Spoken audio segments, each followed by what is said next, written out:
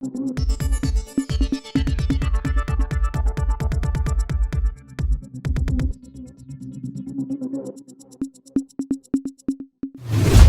அரசியல் கொதிநிலை நாளுக்கு நாள் உயர்ந்துட்டே இருக்கு. அது எப்படி உயருது அப்படின்னு பார்த்தீங்கன்னா, பாஜகவுக்கு எதிராக மக்களுடைய மனநிலை மாறுது.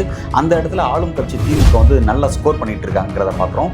குறிப்பாக பார்த்தீங்கன்னா இந்த பிரச்சனை எங்கேருந்து ஆரம்பிக்குதுன்னா, தமிழ்நாட்டுக்கு வேணுங்கிற கல்விக்கான நிதி தர மறுக்கிறது. அதை ஏன் தர மாட்டேங்கிறேன்னு சொல்லி கேட்கும் பொழுது நீங்கள் மும்மொழி கொள்கையை ஏற்றுக்கணும், பிறகு புதிய கல்விக் கொள்கையை நீங்கள் ஏற்றுக்கணும், இந்த மாதிரி சில டிமாண்ட்ஸ் அவங்க வைக்கிறது. அதை வச்சா மட்டும் தான் பணம் கொடுக்கும்னு சொல்கிறது. அதையும் தாண்டி பணத்தை கொடுக்குறத பற்றி பார்லிமெண்ட்டில் பேசினா தமிழர்கள் நாகரிகமற்ற காட்டு மிராண்டைகள் அப்படின்ற மாதிரி கல்வி அமைச்சர் சொன்னது. இதெல்லாம் தமிழ்நாட்டில் பாஜகவுக்கு எதிரான ஒரு அரசியல் கொதிநிலையை உண்டாக்கியிருக்கு அப்படின்னு பார்க்குறோம். இந்த பிரச்சனைலாம் ஒரு பக்கம் போயிட்டு இருந்தால் கூட ஸ்டாலின் அவர்கள் ஒரு அடுத்த கட்ட ஒரு அரசியல் நோக்கி நகராரு. ஏற்கனவே பார்த்தீங்கன்னா 2024 தேர்தல் நோக்கி ஒரு தேசிய தலைவராக ஒரு எமர்ஜென்சி பார்த்தோம். அதாவது தேசிய தலைவர்னா பாஜகவையும் மோடியும் வீழ்த்துவதற்காக தேசிய அளவில் ஒரு கூட்டணியை உருவாக்கணும், இந்திய கூட்டணி அப்படின்ற பேரில் அந்த கூட்டணியுடைய சூத்திரதாரியாக ஸ்டாலின் தான் இருந்தார் பார்த்தோம். இப்போ மீண்டும் அந்த ஒரு இடத்துக்கு வராரு அப்படிங்கிறத பார்க்குறோம். அது என்ன பிரச்சனை அப்படிங்கிறது நமக்கு எல்லாம் நல்லா தெரிஞ்ச விஷயம். டீலிமிட்டேஷன்ற பிரச்சனை, தொகுதி மறுவரையல்ன்ற பிரச்சனையில் ஒரு முக்கியமான ஒரு அரசியல் அவர் முன்னெடுக்கிறாரு. அந்த அரசியலுக்காக ஒரு பாசிட்டிவ் சைன் அவரை நோக்கி வந்துட்டு இருக்கு. இது பாஜகவுக்கும் மோடிக்கும் ஒரு பெரிய நெருக்கடி ஏற்படுத்துது. இந்த பிரச்சனை இப்படியே போச்சுன்னா மீண்டும் திமுக ஆட்சி தமிழ்நாட்டில் மலரும் அப்படிங்கிறதுல மாற்றுக்கிறதே இல்லை அப்படிங்கிற அளவு தான் இந்த பிரச்சனை போகுது. தலைவருக்கு அந்த வியூகம் என்ன, அவருக்கு பாசிட்டிவ் சைன்ஸ் என்ன, இப்போ நடக்கிற அந்த பாலிடிக்ஸில் டிஎம்கே வர்சஸ் பிஜேபி நடக்கிற அந்த பாலிடிக்ஸ், இதோட பின்னணி என்ன அப்படிங்கிறத பற்றிலாம் இன்றைக்கி நம்ம விரிவாக பேச போகிறோம். வணக்கம், இது news focus Tamil. First of all, இந்த டீலிமிட்டேஷன்ற பிரச்சனை அப்படிங்கிறது பிஜேபி கவர்மெண்ட், சென்ட்ரல் கவர்மெண்ட் தான் முடிவு எடுக்கக்கூடிய ஒரு விஷயம். அப்போ சென்ட்ரல் கவர்மெண்ட்டுக்கு எதிராக ஃபைட் பண்ணணும் அப்படின்ற ஒரு இடத்துக்கு ஸ்டாலின் வரதுனால தமிழ்நாட்டுடைய தொகுதிகளுடைய எண்ணிக்கை குறைக்கப்பட வாய்ப்பு இருக்குது. அல்லது தமிழ்நாட்டில் இருக்கிற தொகுதிகள் குறைக்கப்படாமல் போனால் தமிழ்நாடு தவிர மற்ற வட மாநிலங்களில் இருக்கக்கூடிய தொகுதிகளுடைய எண்ணிக்கை உயர வாய்ப்பு இருக்குது. ஸோ இந்திய அரசியலை தீர்மானிக்க போகிறது யார்? தென்னிந்தியா தேவையே கிடையாது. இனிமேல் இந்தியாவுடைய அரசியல் எதிர்காலத்தை முடிவு பண்ண தென்னிந்தியாக்கள் தேவையே இல்லை அப்படின்ற அளவில் ஒரு முக்கியமான ஒரு அரசியலை 2026 டீலிமிட்டேஷன் அப்படின்ற பேரில் ஒன்றிய அரசு முன்னெடுக்க இருக்காங்க அப்படிங்கிறது தெரிஞ்ச விஷயம். இப்போ அதை கையில் எடுத்து ரொம்ப அழகாக ஃபைட் பண்ணிட்டு இருக்கார் ஸ்டாலின் அவர்கள். அதை அவர் டைரெக்டாக பிஜேபி, அதாவது பிஜேபி கவர்மெண்ட் ஃபைட் பண்ணுறது அப்படிங்கிறது, டெல்லி கவர்மெண்ட்டை ஃபைட் பண்ணுறது அப்படிங்கிறது ஒரு தனி ஸ்டேட்டாக ஃபைட் பண்ணால் எப்படியும் வெற்றி பெற முடியாது. கடுமையான சவால் நிறைஞ்ச ஒரு விஷயம். ஸோ இப்போ பாதிக்கப்படக்கூடிய மாநிலங்களை ஒரு புள்ளியில் இணைச்சி டெல்லி அரசுக்கு எதிராக ஃபைட் பண்ணும்போது நிச்சயமாக அந்த பிரச்சனை பெரிய வெற்றி கிடைக்கும் அப்படிங்கிற அந்த கரெக்டான வியூகத்தை ஸ்டாலின் ஒர்க் அவுட் பண்ணி அதை ரொம்ப கிளியராக எக்ஸிக்யூட் பண்ணிட்டு வராரு அப்படிங்கிறத பார்க்குறோம். ஃபர்ஸ்ட் ஆஃப் ஆல் அனைத்து கட்சி கூட்டத்தை தமிழ்நாட்டில் போட்டார். அதை தொடர்ந்து பாதிக்கப்படக்கூடிய 7 மாநிலங்களை ஒரு புள்ளியில் இணைக்கிறாரு அவர். குறிப்பாக கேரளா, கர்நாடகா, ஆந்திரா, தெலுங்கானா, பிறகு ஒடிசா, மேற்கு வங்கம், பஞ்சாப் உள்ளிட்ட இந்த 7 மாநிலங்களையும் தமிழ்நாட்டோட 8வது மாநிலமாக சேர்த்து நிற்கிறாரு. இந்த ஒரு முக்கியமான டைமென்ஷன், இந்த நகர்வுங்கிறது டெல்லி அரசுக்கு ஒரு பெரிய சிக்கலாக மாறிட்டு இருக்கு. ஏன்னா இப்படி ஒரு பிரச்சனை இல்லவே இல்லை. தேவையில்லாத பிரச்சனையை ஸ்டாலின் கையில் எடுத்திருக்கிறாரு. தன்னுடைய அரசியலுக்கு எதிராக, அதாவது தனக்கு ஒரு ஆன்டி கமெண்ட்ஸ் உருவாகிட்டு இருக்கு, அதை மடைமாற்றும் விதமாக அவர் இதை பயன்படுத்துகிறாரு அப்படின்னு சொல்லி பாஜக பேசிகிட்டு இருந்தாங்க. ஆனால் பாஜகனுடைய பி டீமாக கடந்த காலத்தில் செயல்பட்டு இருந்த நவீன் பட்நாயக் போன்றவர்களே, ஏன் பி டீம் சொல்கிறேன்னா, கடந்த காலத்தில் பாஜக நாடாளுமன்றத்தில் கொண்டு வந்த பல்வேறு தீர்மானங்களுக்கு அவர் ஓட்டு கலந்துக்காமலே அவங்களுக்கு ஒரு ஆதரவு தெரிவித்தார்னு பார்த்தோம். அதே மாதிரி இன்னொரு ஒரு பி டீம் அப்படின்னு பார்க்கும்போது ஒய்எஸ்ஆர் காங்கிரஸ் தலைவர் ஜெகன்மோகன், அவரும் கூட ஒரு பாசிட்டிவ் சைன் கொடுத்துருக்காரு. நவீன் பட்நாயக்கை அமைச்சர் டிஆர்பி ராஜாவும் பிறகு தயாநிதி மாறன் சந்தித்து பேசியிருக்கிறாங்க. இது ஒரு முக்கியமான ஒரு அரசியல் நகர்வுன்னு சொல்லியிருக்கிறாரு. சரியான நேரத்தில் இந்த பிரச்சனை கையில் எடுத்திருக்காரு தமிழ்நாடு முதல்வர் ஸ்டாலின் அவர்கள். அவருக்கு என்னோட வாழ்த்துக்களை நான் நன்றியை சொல்லிக்கிறேன். இது ஒரு சீரியஸான ஒரு பிரச்சனை அப்படிங்கிறத சொல்லியிருக்கிறாரு. அப்போ ஆல்மோஸ்ட் இப்படி ஒரு பிரச்சனை இருக்குது, உண்மையிலே இருக்குது அப்படிங்கிறத வேறு மாநில முதல்வர்கள் உறுதிப்படுத்துகிறாங்க அப்படிங்கிறத நம்ம கவனிக்க வேண்டியதாக இருக்குது. அதே மாதிரி பார்த்தீங்கன்னா ஒவ்வொரு ஸ்டேட்டுக்கும் முக்கியமான அமைச்சர்களை ஸ்டாலின் அவர்கள் டைரெக்டாக தன்னுடைய ரெப்ரசன்டேட்டிவாக போகணும்னு சொல்லிட்டு தன்னுடைய அமைச்சர்கள் சகாக்களே சம்மந்தப்பட்ட முதல்வருக்கு அழைப்பு கொடுக்க போகிறாங்க அப்படிங்கிறத பார்க்குறோம். அங்கேருந்து ஒரு பாசிட்டிவ் சைன் வந்துட்டுருக்கு.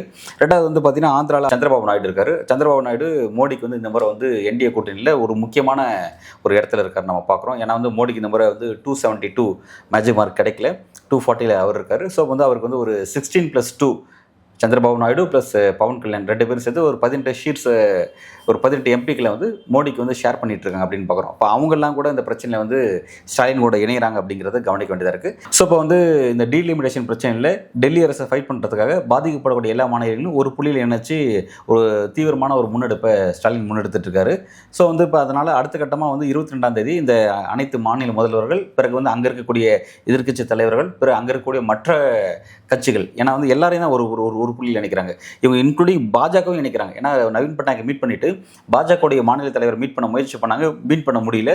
ஸோ வந்து அவங்களுக்கும் லெட்டர் அனுப்பிச்சிருக்காங்க. ஸோ இப்போ வந்து பாஜகவும் இந்த பிரச்சனையில் வந்து திமுக ஒருங்கிணைக்க முயற்சி பண்ணுறான் அப்படின்னு பார்க்குறோம். ஏன்னா இந்த பிரச்சனைக்கு பாஜக தலைமையான ஆட்சி தான் காரணமாக இருக்குன்னு பார்க்குறோம். அந்த பாஜகவும் வந்து இந்த பிரச்சனையில் ஸ்டாலின் அவர்கள் இணைக்கிறார் அப்படிங்கிறது அது உண்மையிலே வந்து இன்னொரு ஒரு வித்தியாசமான ஒரு மூவ் தான் அப்படின்னு நம்ம பார்க்க வேண்டியதாக இருக்குது. இப்போ அதெல்லாமே கூட இந்த விஷயத்தில் வந்து ஒரு அப்டேட்டாக போயிட்டுருக்கு. இப்போ அடுத்த கட்டமாக என்னென்னா, இவங்க எல்லாரையும் ஒருங்கிணைச்சு இந்த எல்லா கட்சியினுடைய ரெப்ரஸன்டேட்டிவும் இதில் வந்து ஒரு முக்கியமான ஒரு போராட்டத்தை இந்த பிரச்சனை அடுத்த கட்டத்துக்கு கொண்டு போகிறதுக்காக ஒரு டிராஃப்ட் எல்லாம் ரெடி பண்ணிட்டு இருக்காங்க. அது சார்ந்த டிஸ்கஷன்ஸ் எல்லாம் போயிட்டு இருக்குங்கிறதெல்லாம் பார்க்குறோம். இந்த டீலிமிடேஷன் விவகாரத்தை பற்றி நம்ம ஆல்ரெடி ஒரு விஷயம் பேசியிருப்போம். அதாவது 1976 வந்து மக்கள் தொகையை கட்டுப்படுத்தணும் அப்படிங்கிறதுக்காக அப்போ வந்து இந்த டீலிமிடேஷனை வந்து 2002 அமைச்சிக்கலாம், 25 வருஷம் தள்ளி வைக்கலாம் அப்படின்றத முடிவு எடுத்தாங்க. அதன் பிறகு மறுபடியும் 22 என்ன பண்ணாங்க, 26 வச்சுக்கலாம் அப்படின்ட்டு ஒரு 25 வருஷம் தள்ளி வச்சாங்க. கிட்டத்தட்ட 50 வருஷமாக வந்து தள்ளி வச்சிட்டாங்க. இப்போ ஸ்டாலின் அவர்கள் வைக்கக்கூடிய ஒரு கோரிக்கை என்னவாக இருக்குன்னா, இதை 30 வருஷம் தள்ளி வைக்கணுங்கிறாங்க. ஆனால் இப்போ இதில் என்னென்னா வந்து பாதிக்கப்பட்டது யாருன்னு பார்த்தா தென் மாநிலங்களாக இருக்காங்க. ஸோ வந்து தள்ளி வைக்கிறதுங்கிற ஒரு தீர்வு இல்லை அப்படிங்கிறது ஒரு முக்கியமான விஷயம். ஏன்னா வந்து இப்போ 30 வருஷம் கழிச்சு தள்ளி வைக்கிறாங்க. 30 வருஷம் கழிச்சு திரும்ப நாளைக்கு வந்து அடுத்து இங்கே வேறு ஏதாவது ஒரு கட்சி தமிழ்நாட்டில் ஆட்சி செய்தோ எந்த கட்சியாக இருந்தாலும் சரி, அவங்க நாளைக்கு மறுபடியும் வந்து அடுத்து இன்னொரு 20 வருஷமோ இல்லை 50 வருஷமோ தள்ளி வைக்க சொல்லி கேட்க தான் போகிறாங்க. அப்போ இதை தள்ளி வைக்கிறதுங்கிற ஒரு சிறந்த தீர்வாக இருக்குமா? ஒரு இந்திய அரசால் ஒரு முக்கியமான ஒரு பிரச்சனை, இந்த பிரச்சனை ஒரு தீர்வு எட்டப்படாமல் காலத்தை தள்ளி போகிறதுங்கிறது ஒரு சரியான போக்கு அப்படின்ற ஒரு விஷயம் பேச வேண்டியதாக இருக்குது. அதுக்கு காரணம் வந்து வட மாநில ஆட்சியாளர்கள் கடந்த காலத்தில் செஞ்ச ஒரு மிகப்பெரிய தப்பு. அது காங்கிரஸுடைய கவர்மெண்ட் இருந்தாலும் சரி, பாஜக கவர்மெண்ட் இருந்தாலும் சரி, அவங்க செஞ்ச மிகப்பெரிய தப்புனால தான் வந்து இன்றைக்கி வந்து இவ்வளோ பெரிய 7-8 மாநிலம் ஒன்றா கூடி இந்த பிரச்சனையை பற்றி பேச வேண்டிய ஒரு இடத்துக்கு தள்ளப்பட்டிருக்கு அப்படிங்கிறத பார்க்குறோம். எதுவாக இருந்தாலும் சரி, இந்த ஸ்டாலின் முன்னெடுக்கக்கூடிய இந்த முக்கியமான நகர்வில் ஒரு கோரிக்கை வரும், வலுவான கோரிக்கை. அது என்ன கோரிக்கைனா, அந்த 206 நாடாளுமன்ற தொகுதிகளும் ஒருங்கிணைக்கக்கூடிய இந்த நிகழ்வில் இவங்களோட ரெப்ரஸன்டேட்டிவ் அப்படின்னு பார்த்தா விகிதாச்சார பிரதிநிதித்துவம் என்னன்னு பார்த்தா கிட்டத்தட்ட வந்து 38.2% இருக்குது. இந்த 543 நாடாளுமன்ற தொகுதியில் கொண்ட இந்திய நாடாளுமன்றத்தில் கிட்டத்தட்ட வந்து 38.2% பங்களிப்பு இவங்களோட தான் இருக்குது. இது எந்த வகையிலும் குறைஞ்சிடக்கூடாது அப்படிங்கிறதுல கவனமாக இருக்காங்க. அதே மாதிரி வந்து இது மட்டும் இருந்தால் பரவாயில்ல, அதுவும் ஆப்போசிட்டில் இருக்கிறதும் உயர்ந்துடக்கூடாது அப்படிங்கிறதுல ஒரு முக்கியமான விஷயம். அப்போ அதை எப்படி இவங்க மேனேஜ் பண்ண போகிறாங்க அப்படிங்கிறது ரொம்ப முக்கியமான விஷயம். நமக்கு இந்தியாவில் நம்ம பின்பற்றக்கூடிய இந்த தேர்தல் முறையில் தேர்தல் சீர்திருத்தம் செய்ய வேண்டிய ஒரு தேவை இருக்குது. இந்த ஃபர்ஸ்ட் பாஸ்ட் போஸ்ட் சிஸ்டம் அப்படிங்கிறது வந்து சரியானது தானா, அல்லது வந்து விகிதாச்சார பிரதிநிதித்துவம் இம்ப்ளிமெண்ட் பண்ணணுமா, அது இல்லாமல் இருக்கிறதால இங்கே என்னென்ன பிரச்சனை இருக்குது அப்படிங்கிறதையும் வந்து கன்சல்ட் பண்ண வேண்டிய தேவை இருக்குது. ஏன்னா பல கட்சிகள் கொண்ட ஜனநாயக தேர்தலாக இருக்குது. அப்போ வந்து இங்கே நிச்சயம் வந்து எல்லா கட்சிக்குமான ரெப்ரஸன்டேட்டிவ் கொடுக்கணும். ஏன்னா ஒரு கட்சிக்கு மட்டும் திரும்ப ரெப்ரஸன்டேட்டிவ் கொடுக்குறதுங்கிறது வந்து அதே ஒரு சிக்கல் நிறைஞ்ச விஷயமா இருக்குது. அப்படிங்கிறதுனால இதையே மாற்றி அமைக்கக்கூடிய ஒரு டிஸ்கஷன் கூட அவங்க இந்த விஷயத்தில் முன்னெடுத்தால் நல்லாயிருக்கும். இதுக்கு வந்து ஒரு கான்ஸ்டியூஷன் ரிஃபர்மேஷன் தேவைப்படும். அரசியலமைப்பில் வந்து ஒரு பெரிய திருத்தத்தை மேற்கொண்டு தான் இந்த விஷயத்தை வந்து செய்ய வேண்டிய ஒரு சூழல் இருக்குன்னு பார்க்குறோம். அதெல்லாம் நோக்கி இந்த சப்ஜெக்ட் நகருது அப்படிங்கிறத நம்ம வந்து பொறுத்திருந்து தான் பார்க்கணும் அப்படிங்கிறத ஒன்று. ரெண்டாவது அப்படியே நம்ம இந்த பக்கம் வந்து அப்படின்னா வந்து இப்போ பார்லிமெண்ட்டில் நடக்கக்கூடிய முக்கியமான டிஸ்கஷன், அதாவது தமிழ்நாட்டுக்கு வேணுங்கிற அந்த நிதி மறுத்தது, அதை கேட்டால் வந்து தமிழர்கள் வந்து நாகரிகமற்ற காட்டு மிராண்டைகள் அப்படின்ற வார்த்தையெல்லாம் வந்து கல்வி அமைச்சர் தர்மேந்திர பிரதான் தமிழர்களுக்கு எதிராக பயன்படுத்தின அந்த போக்கு, அதை கண்டித்து நாடாளுமன்றத்துக்கு அவைக்கு வெளியே வந்து திமுக எம்பிக்கள் மற்ற எதிர்க்கட்சிகள்லாம் சேர்ந்து ஒரு பெரிய போராட்டத்தை முன்னெடுத்தாங்க. இந்த மாதிரியான விஷயங்கள் ஒரு பதட்டமான ஒரு சூழலை வந்து ஏற்படுத்தியிருக்காங்க அப்படிங்கிறத பார்க்குறோம். பார்லிமெண்ட்டுக்குள்ளே ஒரு பதட்டமான சூழல் அப்படிங்கிறத வந்து நம்ம கொஞ்சம் கவனிக்க வேண்டிய விஷயமா பார்க்குறோம். பார்லிமெண்ட்டில் பொறுத்த வரைக்கும் வந்து தமிழ்நாட்டுக்கான நிதி தர கல்வி அமைச்சர் தர்மேந்திர பிரதான் மறுத்தார், கொடுக்க மாட்டேன்னு சொல்லி ஆணவ போக்காக பேசினார். அதை கேட்டு சம்மந்தப்பட்ட எம்பிக்கள் நாடாளுமன்ற அவைக்குள்ளே பேசும் பொழுது தமிழர்கள் வந்து நாகரிகமற்ற காட்டு மிராண்டிகள் அப்படின்ற டோன்லாம் பயன்படுத்தினார். ஒரு மோசமான டோன். அதை கண்டித்து திமுக எம்பிக்கள்லாம் வந்து எதிர்க்கட்சி எம்பிக்கள் நாடாளுமன்ற அவைக்கு வெளியே வந்து பெரிய ஒரு போராட்டத்தை முன்னெடுத்தாங்க. அவை முடக்கப்பட்ட நிகழ்வுலாம் நடந்துச்சுன்னு பார்த்தோம். அந்த மாதிரி பேசின ஒரு அமைச்சர் ராஜினாமா செய்யப்படணும் அப்படின்ற கோரிக்கைலாம் கூட ரைஸ் ஆச்சுங்கிறதெல்லாம் பார்க்குறோம். ஆனால் வந்து இப்போ அவர் என்ன விஷயத்தை குறிப்பிட்றாருன்னா, இந்த மாதிரி பேசின விஷயத்துக்காக வந்து தான் வந்து மன்னிப்பு கேட்குறேன் அப்படின்னு சொன்னார். ஒரு முறை இல்லை 100 முறை கூட நான் மன்னிப்பு கேட்டுக்கிறேன் அப்படின்னு சொல்லி அவர் மன்னிப்பும் கேட்க தான் செஞ்சார். நான் பேசின கருத்தையும் திரும்ப பெறேன்னு சொல்ல தான் செஞ்சார். ஆனால் ஒரு விஷயத்தை குறிப்பிட்றாரு, என் தாய் வந்து தமிழ்நாட்டை சேர்ந்தவங்க தான், நான் வந்து ஒடிசாவிலேருந்து வந்திருக்கக்கூடிய நாடாளுமன்ற உறுப்பினர் இருந்தாலும் என் தாய் தமிழ்நாட்டை சேர்ந்தவங்க தான் அப்படின்றதுனால அந்த ஒரு சென்டிமெண்ட்டோடு அவர் குறிப்பிட்டு, ஸோ இப்போ வந்து நான் தமிழர்கிட்ட மன்னிப்பு கேட்குறது எனக்கு எந்த விதமான தயக்கமும் கிடையாது அப்படின்ற மாதிரி அவர் சொல்கிறார். சொல்லிட்டு அவர் அதோடு நின்றுக்கணும். அவர் அதோடு நிற்காம அடுத்து என்ன சொல்கிறாருன்னா, திமுக வந்து கடந்த காலத்தில் தமிழ்நாட்டுடைய முன்னாள் முதல்வர் மறைந்த ஜெயலலிதாவை சட்டமன்றத்தில் நீங்கள் எப்படி ட்ரீட் பண்ணிங்கிறது எங்களுக்கு தெரியாதா, வரலாறு பற்றி நீங்கள் எங்களுக்கு சொல்லித் தரீங்களா அப்படின்றத இதோடு சேர்த்து சொல்கிறார் அவர். ஸோ இப்போ வந்து இந்த பிரச்சனைக்கு என்ன சம்மந்தம் நம்ம கேட்க வேண்டியதாக இருக்குது. ஸோ இப்போ வந்து கல்விக்கான அந்த விஷயம் பற்றியோ அல்லது தமிழர்களை காட்டு மிராண்டிகள் சொன்னதுக்காக மன்னிப்பு கேட்குறேன்னு சொன்ன அந்த விஷயத்துக்கும் ஜெயலலிதா விஷயத்துக்கும் சம்மந்தமே இல்லைன்றதை நம்ம பார்க்குறோம். எதுக்காக அவர் அதை குறிப்பிட்றாரு? அப்போ வந்து நான் உங்களை காட்டு மிராண்டி சொன்ன சரிதான், ஜெயலலிதாவை நீங்கள் இந்த மாதிரி நடத்துனீங்க, அதனால் நீங்கள் காட்டு மிராண்டி அப்படின்னு சொல்ல வராரா அப்படின்ற கேள்வி நமக்கு எழுது. ஃபர்ஸ்ட் ஆஃப் ஆல் இந்த விஷயத்தை வந்து ஏடிஎம்கே வந்து இதுக்கான ரியாக்ட் பண்ணியிருக்கணும். ஏடிஎம்கே வந்து ரியாக்டே பண்ணல. இந்த மொத்த பிரச்சனையிலையும் ஸ்க்ரீனில் அவங்க இல்லை அப்படிங்கிறத பார்க்குறோம். ஏன்னா வந்து ஜெயலலிதா விஷயத்தை திரும்ப திரும்ப வந்து நிர்மலா சீதாராமன் கடந்த காலத்தில் கோட் பண்ணாங்க. இப்போ தர்மேந்திர பிரதான் கோட் பண்ணுறாரு. இந்த மாதிரி வந்து திரும்ப திரும்ப வந்து இந்த மாதிரியான விஷயங்களை பேசி அப்போ நான் உங்களுக்கு காட்டுமிரான்னு சொன்னது சரிதான் அப்படின்ற அந்த வாதத்தை முன்வைக்கிறாரோ, அப்புறம் அவர் எதுக்கு 100 முறை மன்னிப்பு கேட்டார் அப்படின்ற ஒரு குழப்பம் நமக்கு இங்கே எழுது. சரி, ஓகே, இவரோட சப்ஜெக்ட் பார்க்கலாம். ஆனால் இப்போ இவர் சொல்கிற மாதிரி வந்து இப்போ இந்த மும்மொழி கொள்கையை நீங்கள் ஏற்க மறுக்கிறதுனாலையோ இல்லை என்இபியை நீங்கள் ஏற்க மறுக்கிறதுனாலையோ வந்து நீங்கள் ஒரு பெரிய துரோகத்தை உங்கள் மாணவர்களுக்கு நீங்கள் கொடுக்குறீங்க ஒரு குற்றச்சாட்டு முன் வைக்கிறாங்க. நம்ம இங்கே கவனிக்க வேண்டிய விஷயம் என்னென்னா, மும்மொழி இந்தியாவில் எந்த ஒரு மாநிலத்திலையுமே பின்பற்றப்படலை அப்படிங்கிறது ஆய்வுபூர்வமாக நிரூபிக்கப்பட்ட ஒரு விஷயமா இருக்குது. எந்த ஒரு ஸ்டேட்லேயும் 3 மொழியே அஃபிஷியலாக எங்கேயுமே வந்து நடைமுறையில் இல்லை. ஒரு ஸ்டேட்டில் எடுத்து இந்த ஸ்டேட்டில் எல்லா மக்களும் 3 மொழியிலையும் கரெக்டாக படித்து வந்திருக்காங்க, மாணவர்கள்லாம் படித்து வந்திருக்கான்னு சொல்லிட்டு ஒரு ஸ்டேட்டை கூட இன்றைக்கி உதாரணமாக எடுத்து காட்ட முடியாது. அவ்வளோ ஏன் இருமொழியை கூட எடுத்து காட்ட முடியாது. அப்படி தான் இருக்குது. ஒரே ஒரு மொழி ஹிந்தியாக தான் இருக்குது அப்படிங்கிறத பார்க்குறோம். பெரும்பான்மையான ஸ்டேட்டில் ஹிந்தியாக தான் இருக்குது. அவங்க 3 மொழின்னு சொல்கிறோட விஷயம் எல்லாமே ஃபஸ்ட்டு இருக்க அந்த 2 மொழியை காலி பண்ணிவிட்டு இந்த ஆப்ஷன் 3வது மொழின்னு சொல்கிறதுங்கிறது ஹிந்தியை சொல்கிறாங்க.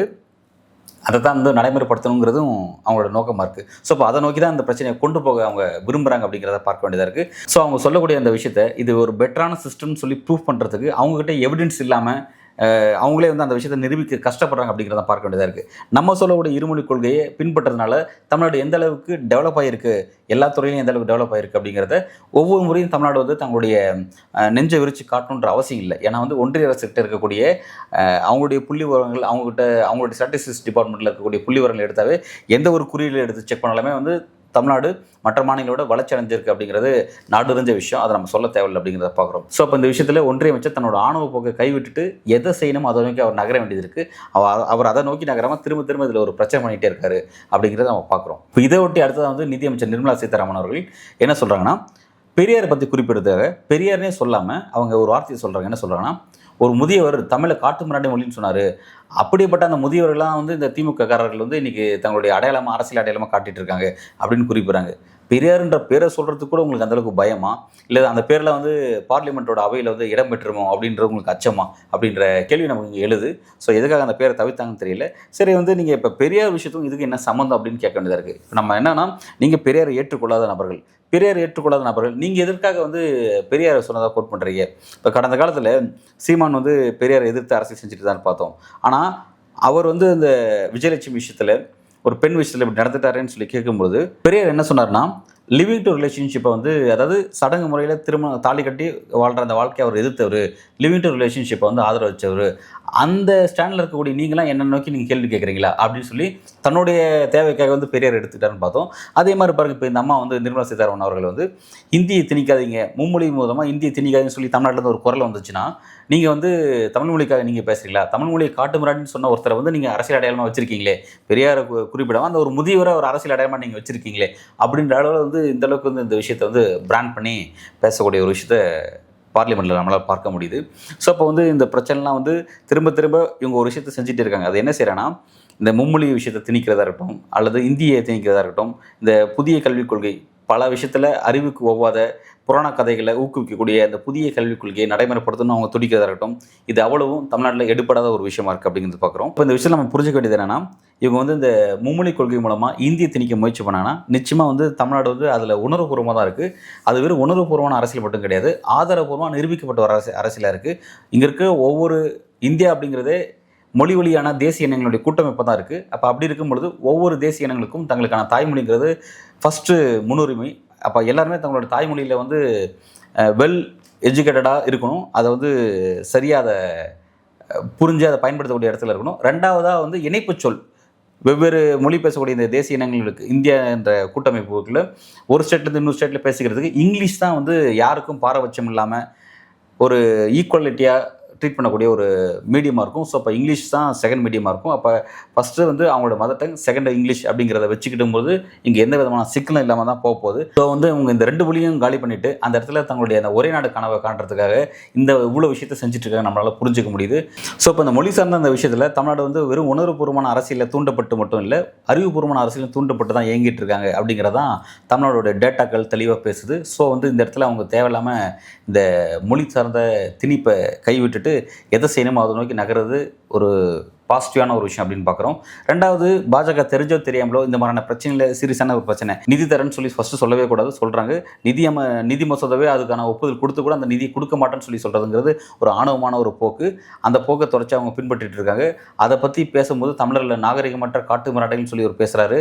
அதுக்கு மன்னிப்பு கேட்குறன்ற பேரில் மன்னிப்பு கேட்குறாரா அல்லது திரும்பவும் நாகரிகமற்றன்னு சொல்கிறாரான்ற மாதிரி ஒரு குழப்பமான ஸ்டேட்மெண்ட்டை பேசுகிறாரு.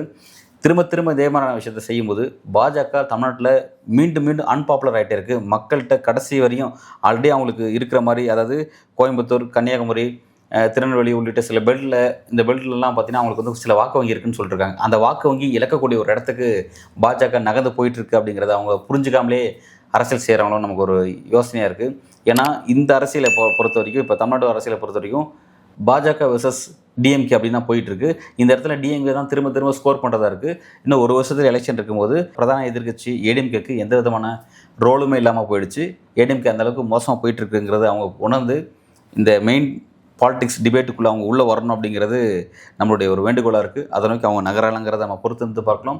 ரெண்டாவது, இந்த பாலிடிக்ஸை திரும்ப பாஜக செஞ்சு திமுக ஸ்கோர் பண்ணக்கூடிய, திமுகக்கான ஒரு பொலிட்டிக்கல் வாய்ப்பு வழங்கக்கூடிய இடத்துக்கு பாஜக ஏன் செய்யுதுங்கிற நம்மளால் இன்னி வரைக்கும் கூட புரிஞ்சிக்க முடியல. இதெல்லாம் எதை நோக்கி நகருது அப்படிங்கிறத நம்ம அடுத்த கட்டத்தில் பொறுத்திருந்து பார்ப்போம். மிக்க நன்றி.